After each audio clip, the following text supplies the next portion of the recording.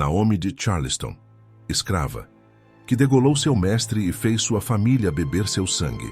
17 de outubro de 1822, Charleston, Carolina do Sul. O solo do Low Country bebeu um novo tipo de colheita naquela noite, o sangue amargo dos senhores. A noite se abriu como uma página de escritura escrita em sangue.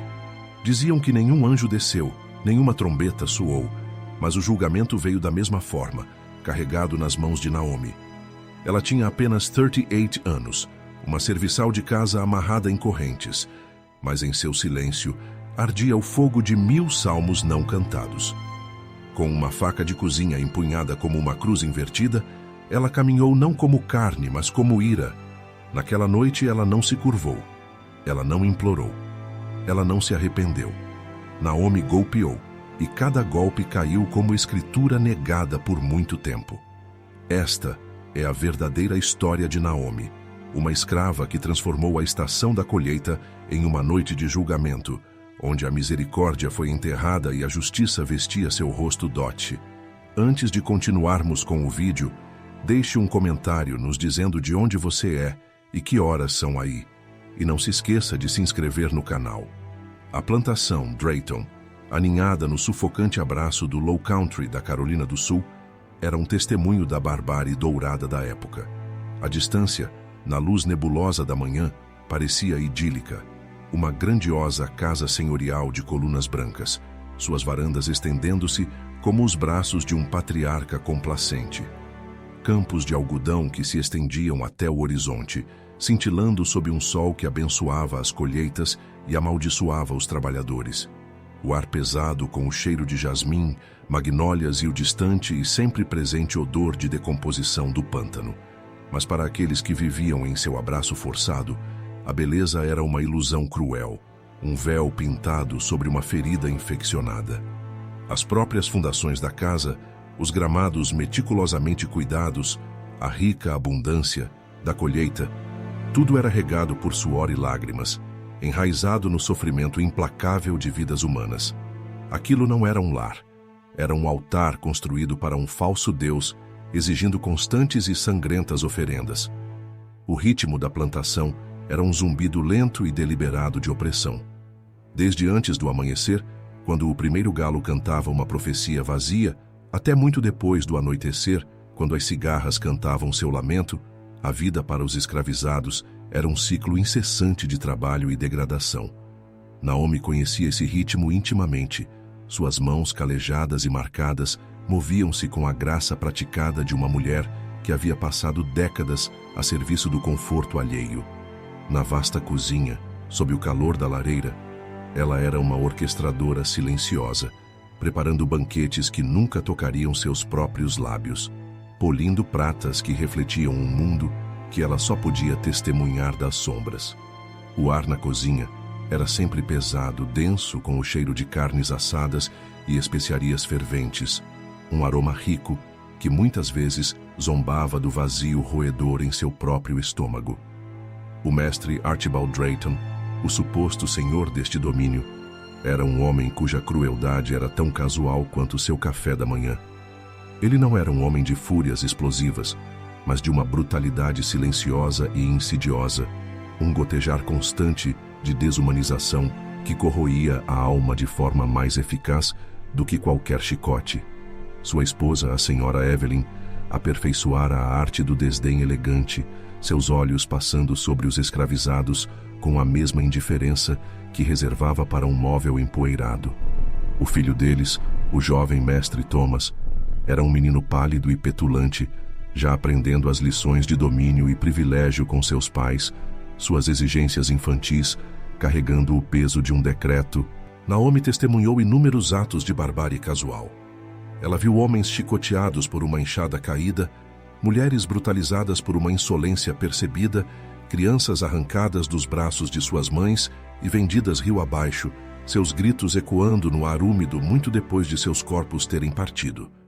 Um relatório de 1852, embora anterior ao ato específico de Naomi, lista 3 dessas punições brutais por insubordinação em uma única semana, em uma plantação vizinha, ilustrando a natureza pervasiva dessa violência. Naomi havia aprendido a construir muros ao redor de seu coração, a enterrar sua dor sob uma superfície de conformidade inabalável. Ela havia aprendido a se mover como uma sombra, a falar apenas quando lhe dirigiam a palavra, seu olhar sempre para baixo, seu espírito aparentemente quebrado à vontade de seus senhores. Mas algo havia mudado dentro de Naomi. Uma mudança subterrânea, como placas tectônicas moendo sob a terra, invisível na superfície, mas construindo-se para uma ruptura inevitável. O catalisador para a transformação de Naomi não foi uma explosão súbita, mas uma erosão lenta e agonizante, culminando em uma ferida que nunca poderia cicatrizar. Começou com Samuel, seu filho mais novo, um menino com olhos como poços profundos e um espírito tão brilhante quanto o sol da manhã. Samuel adoeceu com febre, seu pequeno corpo tremia, sua respiração vinha em suspiros irregulares.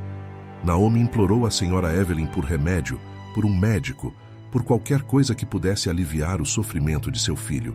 Mas a senhora, preocupada com um próximo baile da colheita, a dispensou com um aceno de mão, murmurando sobre o custo e o inconveniente. Ele é apenas o filho de um trabalhador do campo, Naomi, disse ela, sua voz como gelo. Ou ele se recupera ou não. Não tenho tempo para tais trivialidades. Naomi assistiu, impotente, enquanto a luz nos olhos de Samuel diminuía, enquanto sua pequena mão ficava mole na dela. Ele morreu em seus braços, não com um grito, mas com um suspiro quase inaudível, deixando para trás um silêncio que era mais alto do que qualquer grito. O funeral, se é que podia ser chamado assim, foi um enterro apressado em solo não marcado atrás dos aposentos dos escravos. Algumas orações sussurradas e então de volta ao US Campus, de volta à cozinha. Os Draytons mal notaram. Certamente não lamentaram. O baile da colheita prosseguiu como planejado, uma cacofonia de risos e música que parecia uma profanação do túmulo fresco de Samuel. Naomi serviu o vinho, limpou os pratos, seu rosto uma máscara de luto tão profundo que havia se gravado em uma espécie de terrível vazio. O rio de suas lágrimas havia secado, deixando para trás um deserto de resolução. Então, apenas semanas depois, o mestre Drayton vendeu Lena, a irmã mais nova de Naomi, para um plantador de açúcar na Louisiana. Lena, que havia compartilhado a cama de Naomi e suas esperanças sussurradas desde a infância, simplesmente se foi. Uma transação, uma linha em um livro-razão. Não houve despedida, nenhuma chance de um último abraço. Naomi ouviu a notícia de um trabalhador do campo, um murmúrio silencioso no meio da noite, e sentiu como se o último fio que a ligava a uma semelhança de humanidade tivesse se rompido. O luto por Samuel, o desespero por Lena, não a quebraram. Em vez disso, a forjaram. O fogo que havia ardido por dentro, alimentado por décadas de injustiça, agora rugia para a vida. Ela não estava quebrada. Ela estava queimando, lenta, controlada, esperando. O que eles não sabiam era que a cozinheira obediente e silenciosa havia morrido com seu filho e sua irmã. Em seu lugar, estava uma mulher esculpida em granito e temperada pelo fogo, um vaso de ira justa. A transformação foi sutil, imperceptível aos olhos alheios dos Draytons. Naomi continuou seus afazeres, seus movimentos fluidos e eficientes, mas sob a superfície, um plano meticuloso estava tomando forma. Ela os observava agora, não como servos observam seus senhores, mas como um predador observa sua presa. Ela notou o hábito do mestre Drayton de deixar a porta de seu escritório entreaberta após seus brandies noturnos, as chaves da despensa e do quarto principal, muitas vezes deixadas descuidadamente sobre a mesa. Ela conhecia o exato rangido das tábuas do assoalho no corredor de cima, o momento preciso em que as rondas do vigia o levariam para mais longe da casa principal. Ela mapeou a casa em sua mente, cada sombra, cada atalho, cada potencial rota de fuga dot. Suas mãos, antes hábeis com massa e especiarias, agora praticavam um tipo diferente de precisão. A faca de cozinha, longa e afiada, usada para cortar assados, tornou-se seu instrumento escolhido. Ela passava o polegar pela sua borda quando ninguém estava olhando, sentindo o aço frio, imaginando a agudeza. Não era mais apenas uma ferramenta para sustento, era uma promessa, uma extensão de suas orações não verbalizadas. Ela sussurrava nomes em voz baixa enquanto cortava vegetais, os nomes daqueles que haviam sofrido, daqueles que haviam sido perdidos. Samuel, Lena, o velho Tobias, chicoteado até a morte na primavera passada. A jovem Clara que havia se afogado tentando escapar pelo pântano. Cada nome era uma pedra adicionada ao altar de sua resolução, cada sussurro um hino de julgamento iminente. Ela observava os Draytons festejarem, suas risadas ecoando pela grandiosa sala de jantar, e contava os segundos, os minutos, as horas até que a estação da colheita, um tempo de suposta abundância e celebração, se tornasse um tempo de acerto de contas. O silêncio em seu coração não era mais medo. Era a tempestade se formando, esperando pela fenda no céu. Então veio o momento em que o silêncio se transformou em fogo. Era a noite da festa da colheita. Um grande evento destinado a exibir a prosperidade dos Draytons. A casa senhorial cintilava com a luz das velas. As melodias de um violinista contratado flutuavam da sala de estar. E o ar estava denso com o cheiro de porco assado, tortas de batata doce e vinhos caros. Os Draytons e seus convidados, alheios em sua folia, acreditavam-se seguros, protegidos por sua riqueza e sua branquitude. Mas Naomi, movendo-se pela cozinha, com a bandeja de servir na mão, sentiu a tensão no ar, não da alegria, mas da tempestade dentro dela.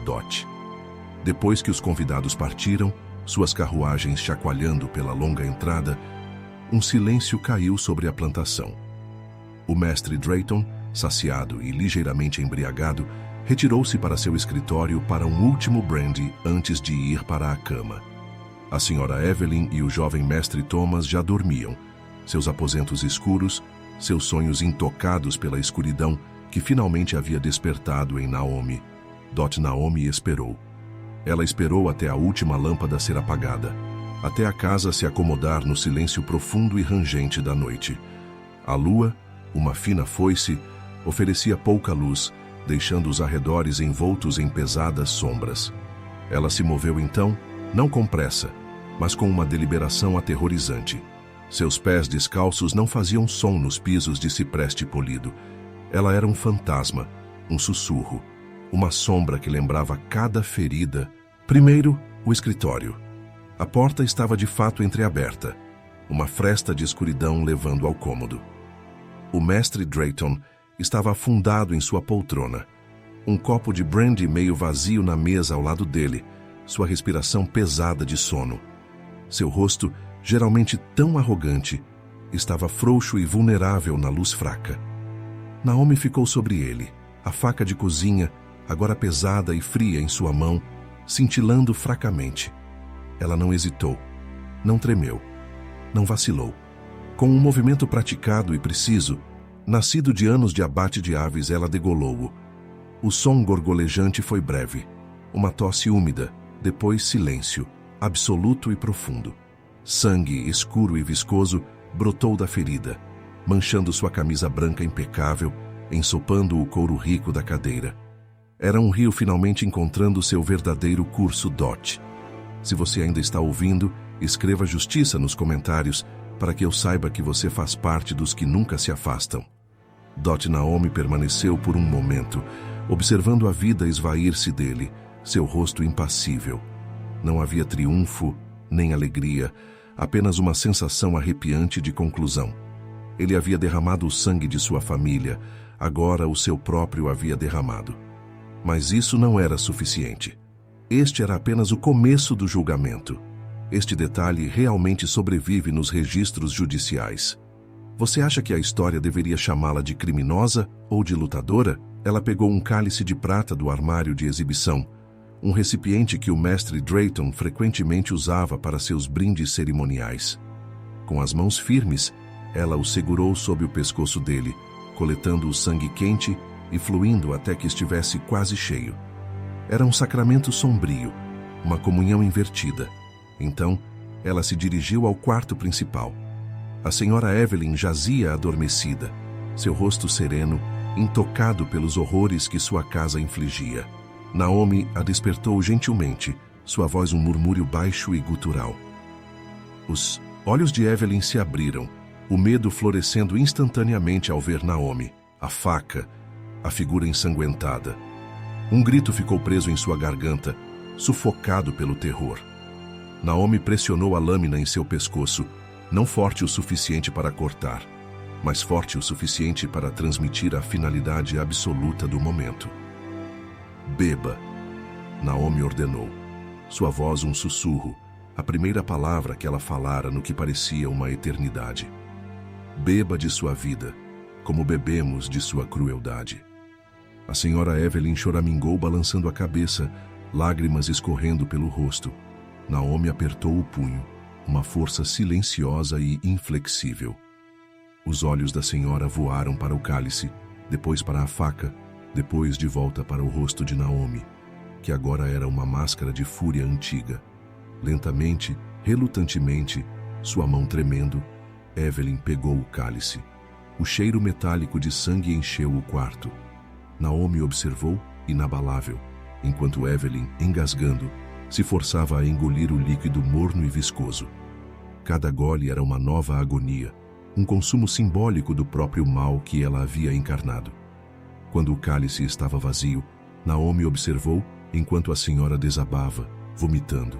Seu corpo convulsionado de horror e repulsa dote em seguida, o jovem mestre Thomas. Ele acordou com um suspiro assustado quando Naomi entrou em seu quarto, a faca ensanguentada e o cálice ainda em suas mãos. Ele era um menino, sim, mas também era o herdeiro do cruel legado de seu pai, já praticando suas próprias pequenas crueldades nos filhos mais novos dos escravos, imitando o desdém de sua mãe. Naomi o havia visto, o havia ouvido. Ela lhe ofereceu o cálice, seus olhos queimando como brasas. Sua vez, jovem mestre, ela sussurrou. Prove a colheita que você semeou. Thomas, chorando, tentou recusar, mas o terror nos olhos de Naomi, o aperto inflexível de sua mão, forçou o cálice aos seus lábios. Ele engasgou, tossiu. O sangue esque, horrendo pelo queixo, mas ele engoliu. Ele bebeu. O ritual estava completo. Naomi então voltou sua atenção para a família, um por um. Ela os reuniu não em uma demonstração de poder, mas em um ato deliberado de testemunho. Ela degolou a senhora Evelyn, sua raiva silenciosa em contraponto aos gritos aterrorizados da mulher. Em seguida, o jovem mestre Thomas, que tentou implorar, suplicar, mas a vontade de Naomi era uma muralha de ferro. Sua morte foi rápida, um eco arrepiante da de seu pai. Os registros da plantação a listavam apenas como cozinheira, 38 anos, valor da propriedade $800. Mas naquela noite, esses registros se tornaram mentiras escritas em cinzas, pois o valor de sua vida, o custo de seu sofrimento, foi agora pago em sangue. O relatório do legista descreveu mais tarde a cena como um matadouro, diferente de qualquer outro visto no sul civilizado, evitando deliberadamente as implicações completas do aspecto ritualístico. Mas havia um detalhe que ninguém poderia ter previsto, Dot. Depois que o último suspiro abandonou o jovem mestre Thomas, Naomi não fugiu, não se escondeu, não tentou apagar suas ações. Em vez disso, ela caminhou decidida até a cozinha, limpou o sangue da faca com movimentos calmos e deliberados, e então sentou-se à mesa rústica, esperando. Ela havia cumprido sua sombria profecia. O ar da casa, antes pesado com o cheiro de jasmim e riqueza, agora cheirava a ferro e morte. O silêncio era absoluto, quebrado apenas pelo uivo distante de uma coruja, um som lamentoso que parecia reconhecer a profunda mudança que havia ocorrido. Dot foi o feitor, fazendo suas rondas matinais, quem descobriu a carnificina. Seus gritos rasgaram o amanhecer, estilhaçando a frágil paz, convocando uma torrente de pânico e medo. A comunidade branca de Charleston reagiu com choque e indignação. Um suspiro coletivo de descrença de que tal atrocidade pudesse ocorrer em seu mundo supostamente ordenado. Uma escrava, uma mera mulher, ousara revidar. Não, apenas com violência. mas com um ato horripilante e ritualístico que falava de retribuição ancestral e primal. O medo que sempre fervilhara sob a superfície do sistema escravista, o medo da rebelião, dos escravizados se levantando, agora irrompeu em um inferno em larga escala. Naomi foi encontrada, calma e imóvel, ainda sentada à mesa da cozinha, com as mãos postas no colo. Seus olhos, embora cansados, mantinham um olhar firme e inabalável, que desestabilizava até mesmo seus captores. Ela não ofereceu resistência, nem confissão nem súplica. Seu silêncio foi sua arma final e mais potente, um testemunho de sua convicção inabalável. Ela foi presa, brutalizada e submetida a um julgamento rápido e farsesco. O resultado nunca esteve em dúvida. As acusações eram claras: assassinato, insurreição e um ato tão hediondo que desafiava a descrição. Eles a chamaram de demônio, selvagem, animal. Pediram sua execução rápida e impiedosa. Um espetáculo público destinado a acalmar a crescente onda de medo e a reafirmar o poder absoluto do Senhor Branco. O julgamento foi uma farsa da justiça, uma encenação projetada para reforçar a ordem existente. Ninguém falou por Naomi. Sua voz, se ela tivesse escolhido usá-la, teria sido abafada pelo clamor de acusações e condenações. Os homens brancos de perucas empoadas e colarinho engomado viam apenas uma selvagem, uma ameaça ao seu mundo cuidadosamente construído, e não uma mulher quebrada e refeita por sofrimento inimaginável. Eles falavam de lei e ordem, de propriedade e posse legítima, sem nunca reconhecer a humanidade das vítimas que ela procurava vingar. Ela permaneceu em silêncio durante todo o processo, seus olhos fixos em algum ponto distante, uma testemunha silenciosa de sua hipocrisia, uma juíza silenciosa de seu julgamento. Seu silêncio não era rendição. Era uma tempestade esperando pela fenda no céu, um trovão ainda por ecoar. O dia de sua execução amanheceu claro e brilhante, um cruel contraste com o ato sombrio que os havia levado a todo este espetáculo sinistro. Uma forca havia sido erguida na praça da cidade, uma cruz de madeira áspera contra o céu azul. Uma multidão havia se reunido, uma mistura de brancos temerosos e pessoas escravizadas silenciosamente observadoras, seus rostos não traindo nada, mas seus corações talvez se agitando com uma esperança perigosa. Naomi foi levada à forca, sua cabeça erguida, seu passo firme. Ela não usava correntes, pois seu espírito já estava desatado. Ela não correu, não se escondeu. Ela caminhou. O pregador falou de pecado e da nação, da ira justa de Deus contra aqueles que desafiavam sua posição.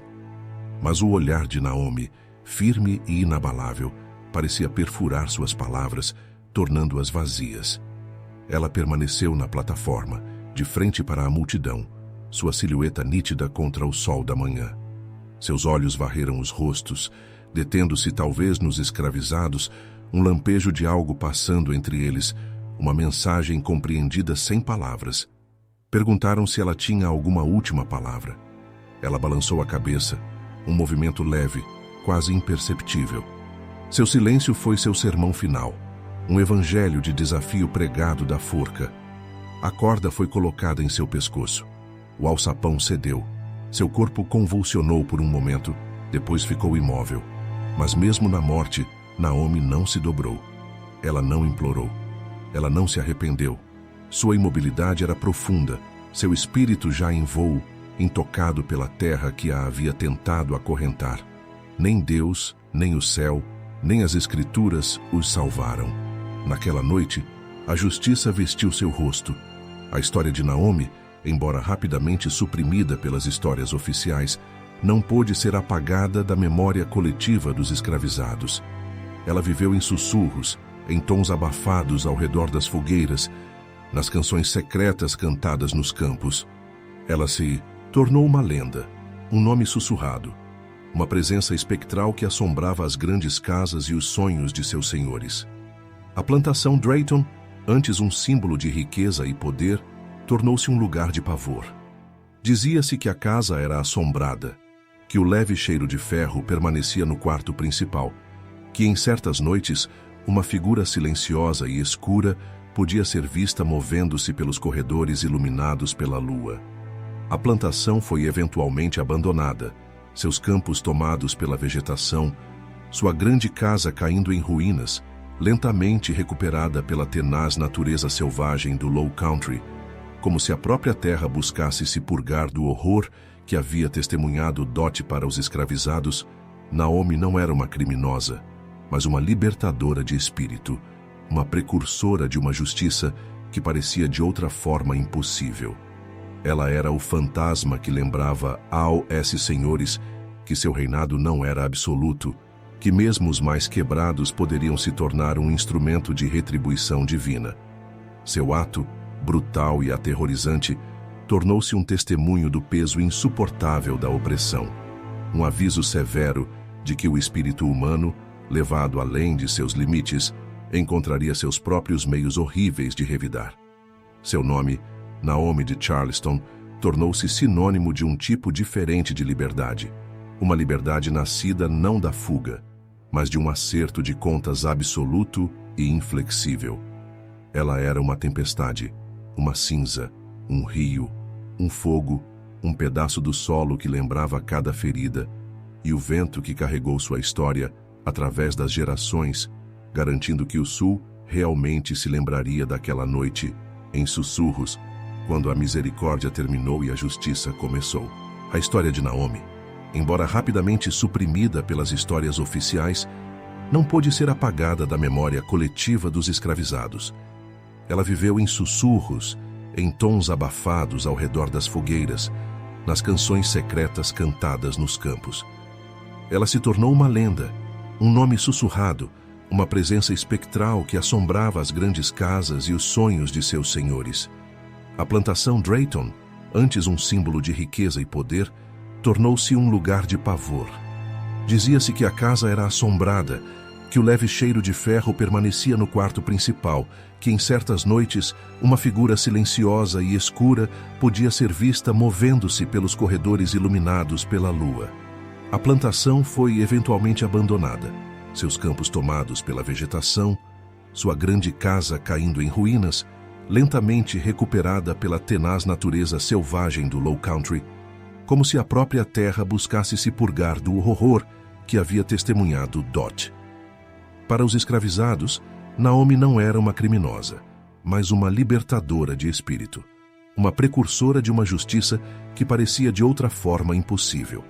Ela era o fantasma que lembrava aos senhores que seu reinado não era absoluto, que mesmo os mais quebrados poderiam se tornar um instrumento de retribuição divina. Seu ato brutal e aterrorizante tornou-se um testemunho do peso insuportável da opressão, um aviso severo de que o espírito humano, levado além de seus limites, encontraria seus próprios meios horríveis de revidar. Seu nome, Naomi de Charleston, tornou-se sinônimo de um tipo diferente de liberdade, uma liberdade nascida não da fuga, mas de um acerto de contas absoluto e inflexível. Ela era uma tempestade, uma cinza, um rio, um fogo, um pedaço do solo que lembrava cada ferida e o vento que carregou sua história através das gerações, garantindo que o Sul realmente se lembraria daquela noite, em sussurros quando a misericórdia terminou e a justiça começou. No momento em que o alçapão caiu, um suspiro coletivo percorreu a multidão reunida. Por um segundo fugaz, o mundo pareceu prender a respiração. Então, um suspiro coletivo, uma liberação de tensão que havia se enrolado apertada em cada ventre. O corpo de Naomi, suspenso entre a terra e o céu, balançou suavemente na brisa matinal nascente. Sua pele escura, apanhada pelo sol nascente, parecia absorver a luz, tornando sua presença quase etérea, mesmo na morte.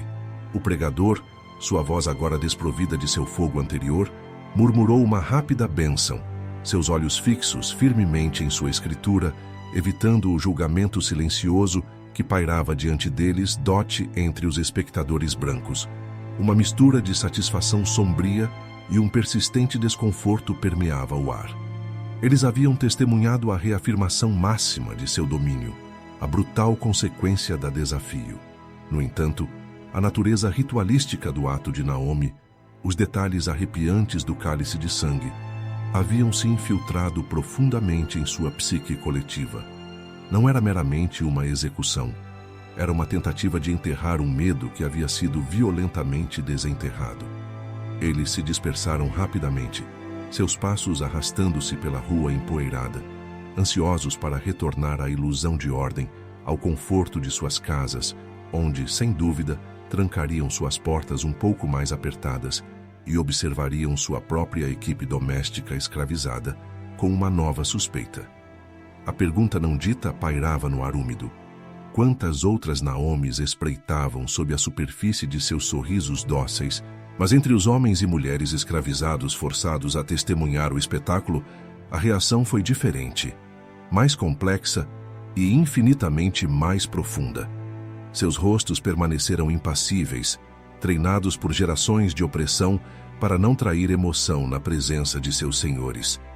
No entanto, na mudança sutil de um olhar, no quase imperceptível apertar de uma mandíbula, no fraco tremor de uma mão, uma narrativa mais profunda se desenrolava. Eles viram não uma criminosa, mas uma mártir, não uma louca, mas uma profeta. Naomi havia falado sua verdade não com palavras, mas com sangue, e sua mensagem ressoava com um poder que transcendia a forca "diga-me coma". Você teria feito o mesmo se vivesse essa vida? Comente sim ou não. Nos dias e semanas que se seguiram, Charleston pulsava com uma energia nervosa. As patrulhas foram aumentadas, os códigos de escravidão existentes foram revisados e apertados, e qualquer reunião de pessoas escravizadas, por mais inocente que fosse, era vista com suspeita imediata.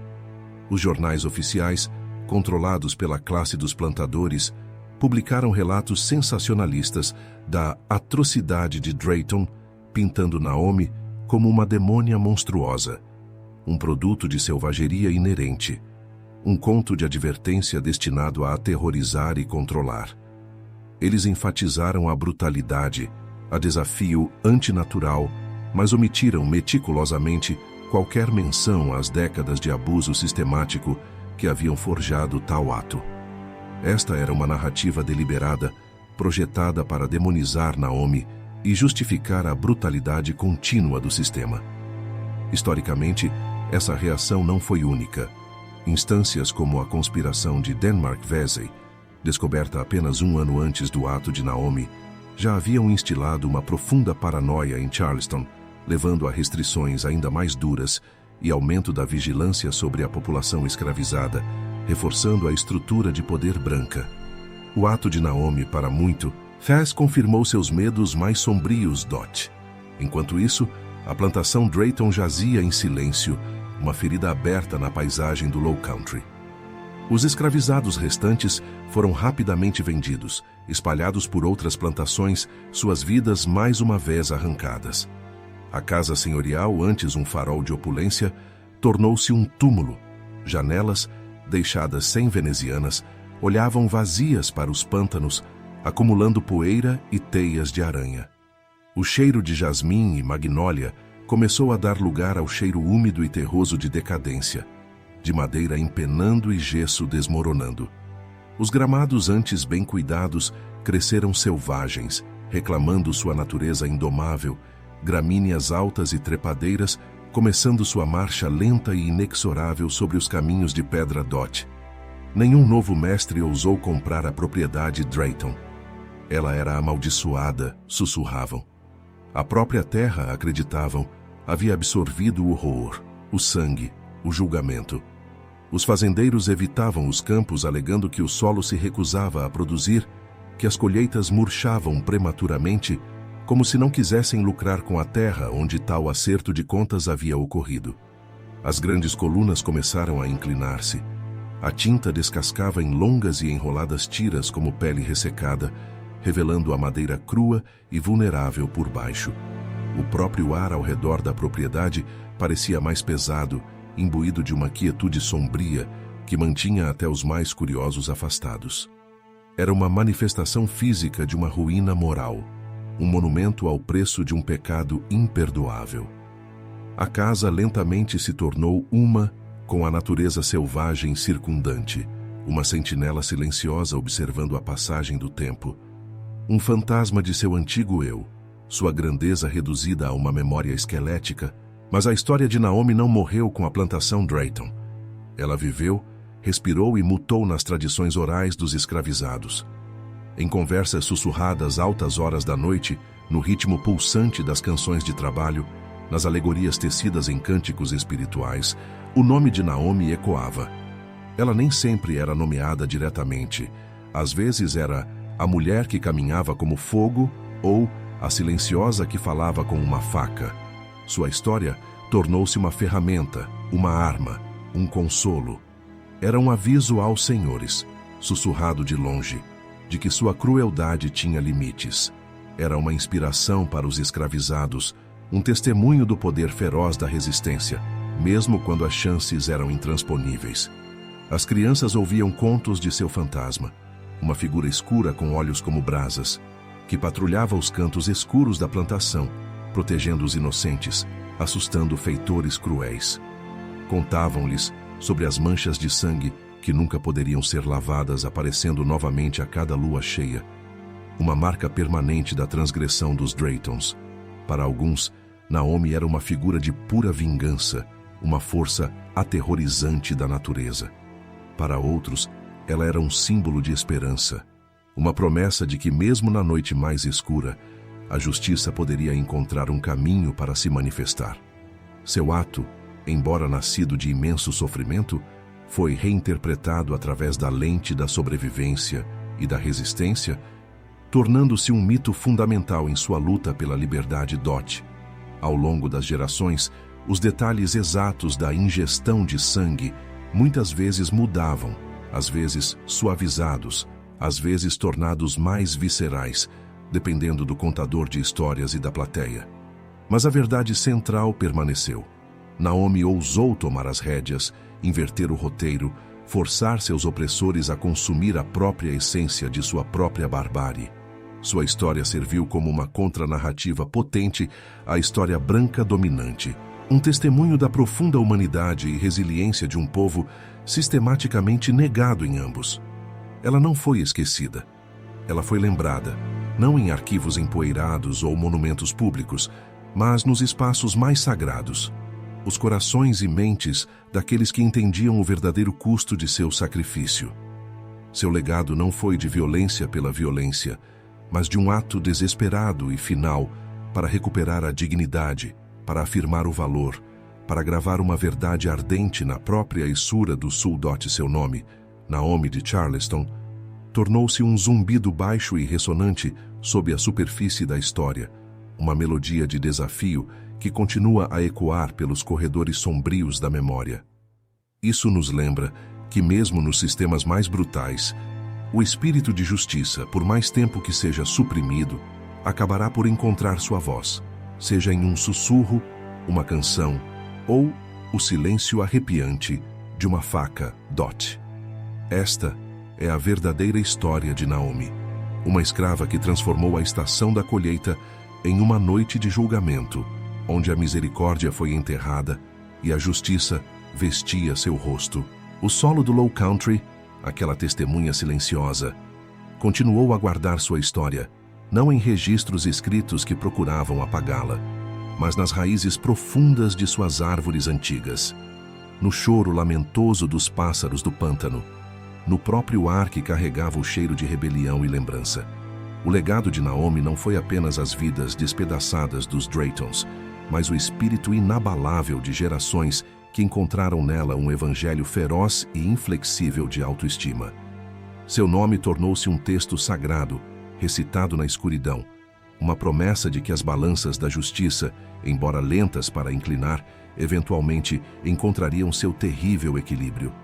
Para o Sul, seu ato foi uma cicatriz, uma ferida que se recusou a cicatrizar. Um grito constante e silencioso contra a fachada idílica. Para aqueles que suportaram, foi o som de uma corrente quebrada, o primeiro sussurro de uma tempestade que eventualmente quebraria o céu, mudando para sempre a paisagem do que era possível.